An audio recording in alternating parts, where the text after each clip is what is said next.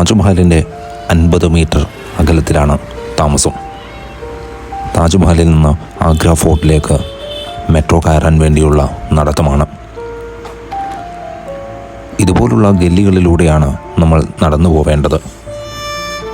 ഇപ്പോൾ ചിന്തിച്ചത് ഇങ്ങനെയാണ്: ലോകത്തിലെ തന്നെ ഏറ്റവും ആളുകൾ കാണാൻ ആഗ്രഹിക്കുന്ന ഒരു ചരിത്ര സ്മാരകത്തിൻ്റെ തൊട്ടടുത്തുള്ള ഗല്ലികളിലെ ഈ ദയനീയ കാഴ്ചകൾ.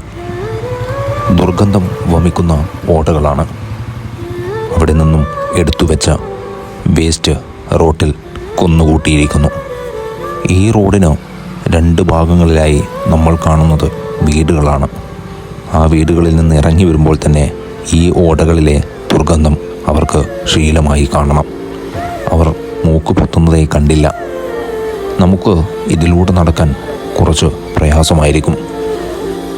ഇതുപോലെ ദുർഗന്ധം വമിക്കുന്ന നഗരത്തിലെ ചില ഓടകൾ നമ്മുടെ കേരളത്തിലുമുണ്ട്. ബസ്സുകളിൽ പോകുമ്പോൾ വീശിയടിക്കുന്ന ദുർഗന്ധം വമിച്ച കാറ്റ് നമ്മയും തഴുകി പോയിട്ടുണ്ട്. എന്നാൽ ഈ നഗരത്തിലെ വീടുകളുടെ മുന്നിലാണ് ഈ ദുർഗന്ധം വമിക്കുന്ന ഓടകളുള്ളത്.